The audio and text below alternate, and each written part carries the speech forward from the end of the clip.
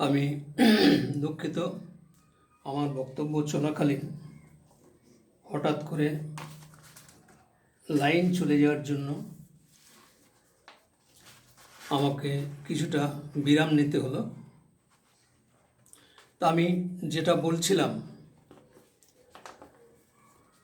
কাশ্মীরে 370 ধারা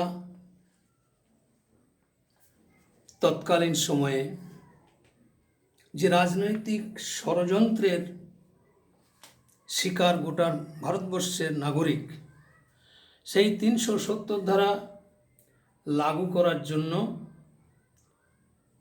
1998 সালের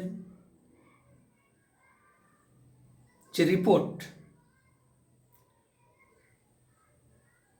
সর্বভারতীয় স্তরে ওই কাশ্মীরে 370 ধারা প্রয়োগ থাকার কারণে ভারত সরকারের কাছে অভ্যন্তরীণ ঋণের পরিমাণ ছিল বিশ্বব্যাংক এবং অভ্যন্তরীণ যে ঋণ 5,57,000 কোটি টাকা। 5,57,000 কোটি টাকা ঋণ বিগত কংগ্রেস সরকারের তত্ত্বাবধানে এই ঋণের বোঝা, এছাড়াও 50 লক্ষ কোটি টাকা আলাদা ঋণ ছিল। এই বিশাল ঋণের বোঝা চাপিয়ে দিয়ে ওই সরকার বিদায় নেয়। আমাদের যোগ্য প্রধানমন্ত্রী বলিষ্ঠ পদক্ষেপ নিয়ে আমাদের ভারতীয় জনতা পার্টির যে মূল মন্ত্র, এই যে দেখতে পাচ্ছেন আমাদের ডক্টর ভারত কেশরী ডক্টর শ্যামাপ্রসাদ মুখার্জির বলিষ্ঠ পদক্ষেপ, কাশ্মীরের বুক থেকে 370 ধারা উচ্ছেদ করতে হবে। কাশ্মীরে ভারতীয়দের জন্য বিশেষ কোনো আইন থাকবে না। সেজন্য তিনি ওনার রাজনৈতিক এজেন্ডার মধ্যে সবথেকে গুরুত্ব দিয়েছিলেন সারা ভারতবর্ষের প্রত্যেকটি নাগরিকের জন্য এক নিশান, এক বিধান, এক প্রধান, করমুক্ত বাসস্থান, ঋণ মুক্ত কৃষাণ, শোষণহীন হিন্দুস্থান। এই কতকগুলি নীতির উপরে তৎকালীন সময়ে আমাদের ডক্টর শ্যামাপ্রসাদ মুখার্জি গোটা বাংলা তথা ভারতবর্ষের রাজনীতিতে এক সুনামি এসেছিল। সেই সুনামি, মানুষের সুনামি, ওনার নেতৃত্বে উনি তৎকালীন প্রধানমন্ত্রী পণ্ডিত জওহরলাল নেহরুর মুখের ওপরে উনি জিহাদ ঘোষণা করেছিলেন। আমি কাশ্মীর যাত্রা করব, বিনা পারমিটে আমি কাশ্মীর যাত্রা করব, আমি দেখি আমাকে কে আটকায়। উনি কাশ্মীর যাত্রা করেছিলেন এই 370 ধারা বাতিল করবার জন্য এবং ভারতবর্ষের এক প্রধানকে প্রাধান্য দেওয়ার জন্য। সংবিধানের যে নির্দেশ, ভারতীয় সংবিধানকে মান্যতা দিয়ে সংসদীয় গণতন্ত্রের রীতিনীতিকে শ্রদ্ধা জানিয়ে তিনি দাবি করেছিলেন এক প্রধান, এক নিশান, ঋণ মুক্ত কৃষাণ, শোষণহীন হিন্দুস্থান, কর মুক্ত বাসস্থান। এই যে কতকগুলি বিষয়ের উপরে জোর দিয়ে তিনি আন্দোলনকে সংগঠিত করে তিনি জিহাদ ঘোষণা করে জওহরলাল নেহরুর মন্ত্রিসভা থেকে পদত্যাগ করে তিনি কাশ্মীর যাত্রা করেছিলেন। কাশ্মীর যাত্রা করার পরে শ্রীনগরের একটি জেলে ওনাকে আটকে রাখা হয়। কাশ্মীরের তৎকালীন শেখ আবদুল্লার তত্ত্বাবধানে জওহরলাল নেহরু, আমাদের মার্ক্সবাদী কমিউনিস্ট পার্টির তৎকালীন নেতৃবর্গ, এদের তত্ত্বাবধানে ডক্টর শ্যামাপ্রসাদ মুখার্জিকে সেদিন কাশ্মীরের শ্রীনগরের জেলে আটকে রাখা হয় এবং নানা রকমভাবে তাকে স্বাস্থ্যের ওপরে যাতে সুরক্ষা না পায় তার ব্যবস্থা করেছিলেন। প্রচণ্ড তৃষ্ণার্ত অবস্থায় তাকে জল পর্যন্ত খেতে দেওয়া হয়নি, এমন জেলে নিক্ষেপ করা হয়েছিল সাধারণভাবে বিচরণ করবার মতো জায়গা ছিল না। এই রকমভাবে নৃশংসতা বর্বরতার পরিচয় তৎকালীন সময়ে এই কংগ্রেসের সরকার দ্বারা পরিচালিত একটা মধ্যযুগীয় বর্বরতার নিদর্শন তারা রেখে গেছে। ওনাকে স্লো পয়জন করে, স্ট্রেপ্টোমাইসিন ইঞ্জেকশন প্রয়োগ করে ওনাকে স্লো পয়জন করে মেরে ফেলা হলো। তার কারণ হচ্ছে উনি বেঁচে থাকলে আগামী দিনে উক্ত সময়ে হয়তো প্রধানমন্ত্রীর দাবিদার হতেন। নেতাজি সুভাষচন্দ্র বোস তো প্রথম প্রধানমন্ত্রী হিসেবে দায়িত্বভার গ্রহণ করেছিলেন, সেই ইতিহাসকে মুছে ফেলা হয়েছে।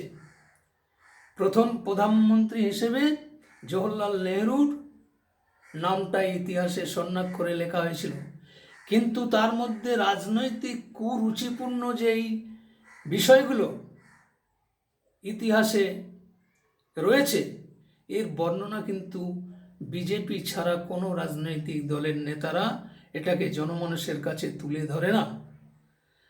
আমরা ভারতীয় জনতা পার্টি যারা করি, আমাদের দায়িত্ব, আমি তো বিশেষ করে আমি কয়েক হাজার জায়গায় বক্তব্য রেখেছি। আমার এই দীর্ঘ 38-39 বছরের রাজনৈতিক জীবনে আমি কয়েক হাজার জায়গায় বক্তব্য রেখেছি। কলকাতা থেকে আরম্ভ করে হুগলি জেলা, বাইরের নদিয়া জেলা, আরও বিভিন্ন মেদিনীপুর, বিভিন্ন জায়গায়, আর পশ্চিমবাংলার তো প্রত্যন্ত গ্রাম গলি থেকে আরম্ভ করে সমস্ত জায়গায় আমি যে একজন বিজেপির বক্তা হিসেবে আমি যথেষ্ট সুনাম অর্জন করেছি। আমাকে মানুষ শ্রদ্ধা করে, আমাকে ডাকে, আমি যাই, আমি বক্তব্য রাখি। আমি যে তথ্যভিত্তিক বক্তব্য রাখি এর জন্যই তো আমাকে মানুষ আহ্বান করে নিয়ে যায় বিভিন্ন জায়গায় বক্তব্য রাখবার জন্য। তাই আমি যে বিষয়টার উপরে বলতে চাইছিলাম যে 370 ধারা, আজকে আমাদের যশস্বী প্রধানমন্ত্রী এই 370 ধারা উনি নির্বাচনী ইশতেহারে একটা এজেন্ডা হিসেবে রেখেছিলেন। রাম মন্দির, 3 তালাক বাতিল, 370 ধারা বাতিল। এই 370 ধারা বাতিল একটা ঐতিহাসিক পদক্ষেপ। এই 370 ধারা বাতিল করলে নাকি কাশ্মীরে রক্তের গঙ্গা বয়ে যাবে, বৈদেশিক নীতির প্রেক্ষাপটে বিদেশিরা আমাদের কোনো রকমভাবে সাহায্য করবে না, নানা রকমের মিথ্যাচারের মাধ্যমে মোদিজিকে আক্রমণ করা হয়েছে। কিন্তু উনি যে বাঘের বাচ্চা, উনি রাজনীতির যে স্বচ্ছতা এবং গোটা বিশ্বের দরবারে ওনার যে গ্রহণযোগ্যতা, বিদেশ নীতির ক্ষেত্রে, রাষ্ট্রনীতির ক্ষেত্রে, সামাজিক নীতির ক্ষেত্রে, সমস্ত বিভাগের ওপরে ওনার যে দখল, উনি প্রতিটি পদে পদে তার প্রমাণ দিয়েছেন। তাই 370 ধারা বাতিল করাতে অনেক বাঘা রাজনৈতিক দলের নেতারা সুপ্রিম কোর্টের বাঘা উকিল দিয়ে মুভমেন্ট করার চেষ্টা করেছিল। কি করতে চেয়েছিল? 370 ধারা যাতে বাতিল না হয়, রাম মন্দির যাতে নির্মাণ না হয়, 3 তালাক যাতে বাতিল করতে না পারে, তার জন্যে সুপ্রিম কোর্টের নামি দামি উকিলদেরকে নিয়ে সুপ্রিম কোর্টে সওয়াল করা হয়েছিল। আমি নাম করে বলছি, কংগ্রেসের নেতা কপিল সিব্বাল, মনু সিংভি, এই ধরনের আরও কয়েকটি উকিল আছে যারা প্রকৃত অর্থে দেশদ্রোহী।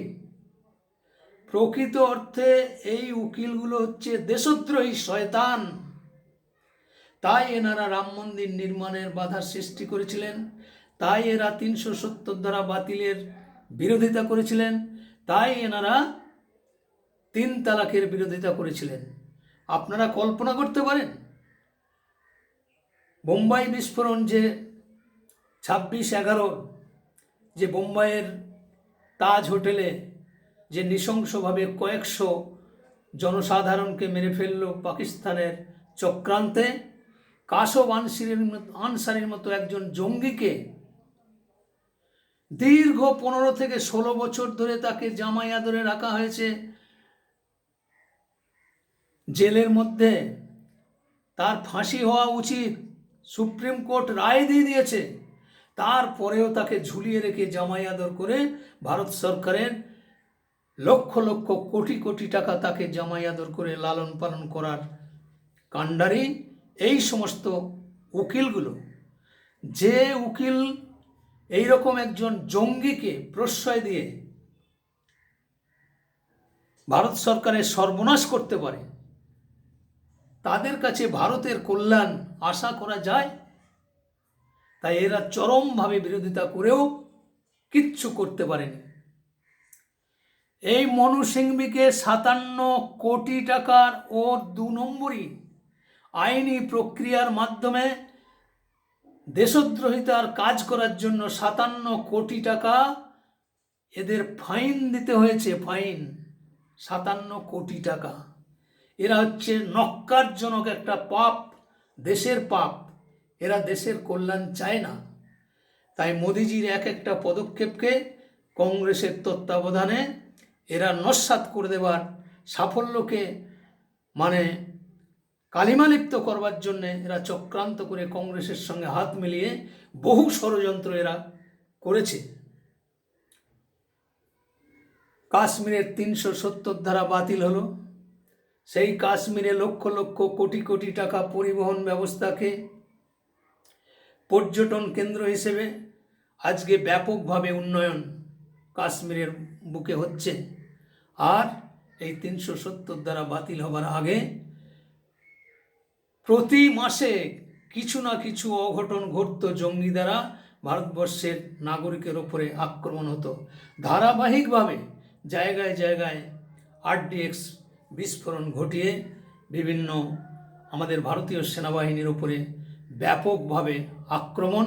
এর দৃষ্টান্ত আপনারা দিল্লির বিস্ফোরণ, করলবাগের বিস্ফোরণ, গুজরাটে বিস্ফোরণ, বহু ঘটনা আছে। কলকাতার আমেরিকান সেন্টারেও বিস্ফোরণ ঘটানো হয়েছিল ওই জঙ্গিদের দ্বারা। তাহলে কাশ্মীরে 370 ধারা কিন্তু আমাদের প্রধানমন্ত্রী বাতিল করে দেখিয়ে দিয়েছেন। আর এই কাশ্মীরে 370 ধারা বাতিল না হলে 2019 সালের আগে পর্যন্ত প্রায় 4 লক্ষ কোটি টাকা গোটা ভারতবর্ষের 135 কোটি জনগণকে দীর্ঘদিন ধরে ভর্তুকি দিয়ে আসতে হচ্ছিল। সেই ভর্তুকির টাকা প্রতিটি ভারতবাসীকে প্রতিদিন দিতে হচ্ছিল। নিত্য প্রয়োজনীয় জিনিস ক্রয় করতে গেলে যে ট্যাক্স দিতে হয়, সেই ট্যাক্সের মাধ্যমে। আর এই কাশ্মীরে এদেরকে জামাই আদরে লালন পালন করবার জন্যে প্রতিটি ভারতবাসীকে দীর্ঘদিন ধরে তার মূল্য চোকাতে হয়েছে। কিভাবে, কেন, এর ব্যাখ্যা নিশ্চয়ই আপনাদের জানা নেই। কাশ্মীরে ওই সংখ্যালঘু সম্প্রদায়ের মানুষদের জন্য 370 দ্বারা লাগু থাকার জন্য 1 টাকা কেজি চাল, 80 পয়সা কেজি চিনি, 1 টাকা কেজি ভোজ্য তেল, 1 টাকা কেজি ডাল, 5 টাকা কেজি খাসির মাংস, MA পাস পর্যন্ত বিনা পয়সায় লেখাপড়ার সুযোগ সুবিধা ভারত সরকার বহন করে এসেছে। আর এক একটা জঙ্গি উৎপন্ন হয়েছে, জঙ্গি কার্যকলাপে তাদেরকে ও যা